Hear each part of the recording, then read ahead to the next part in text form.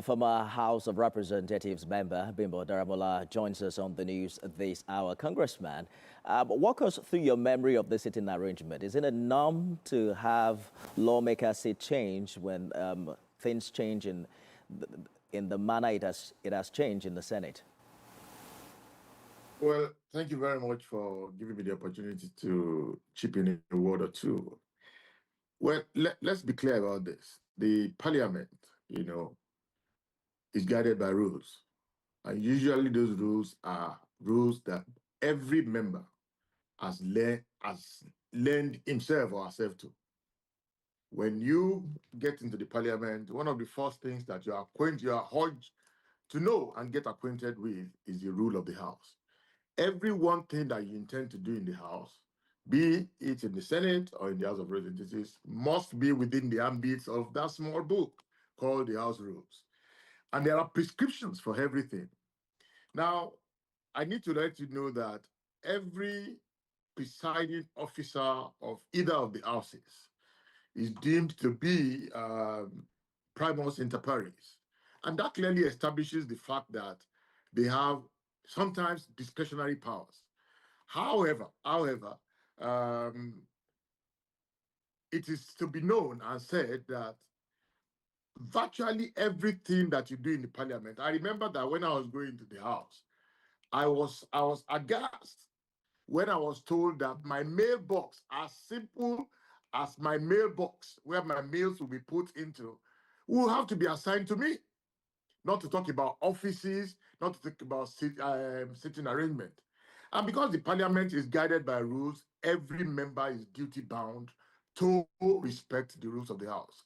Now, when you want to assert your privilege as a member of any of the houses, either of the houses, you must be too sure that you are not in breach.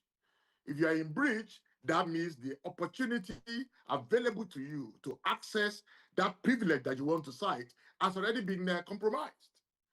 And there are instances where compromises of your conduct may compromise your access to or your capacity to leverage on the privilege that being a member of the house or the membership of the house confers on you.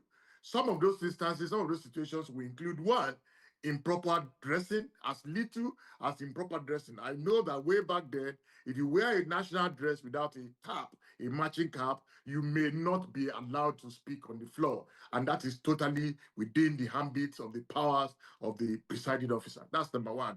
Number two, if you're guilty or deemed guilty of improper conduct, or you have forcefully entered the chambers, or you have weapons on yourself or your body, and things like that, then you may be disregarded from speaking on the floor. And of course, to the matter of the day, If you can hear me, allow me to butt in quickly.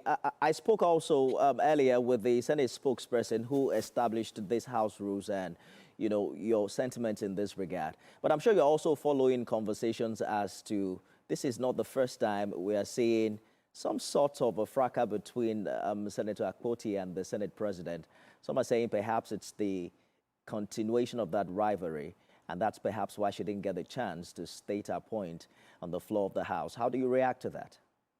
Well, you have to stand on terra firma before you can access the privileges of the House as a member of that House.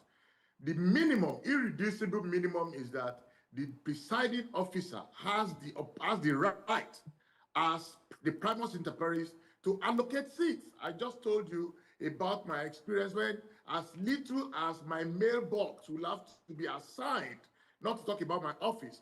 Now, when you speak on the floor, yes, you're a member of that house. Yes, you are legitimately sitting representing your constituency or senatorial district, as the case may be. But one thing is clear: there are provisions of the House rule that you cannot afford to breach. When you breach so to speak, the constitution of the House, the ground norm of that House, then you cannot access the privilege that you want to leverage upon to make your contribution.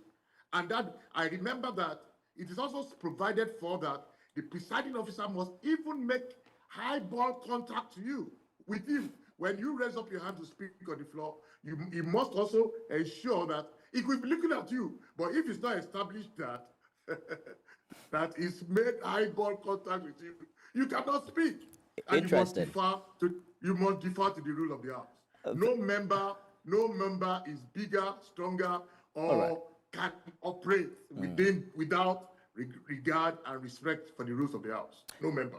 Former member of the House of Representatives, Bimbo Daramola, thank you so much for talking to us on the news tonight. Thank you very much. All right, sir.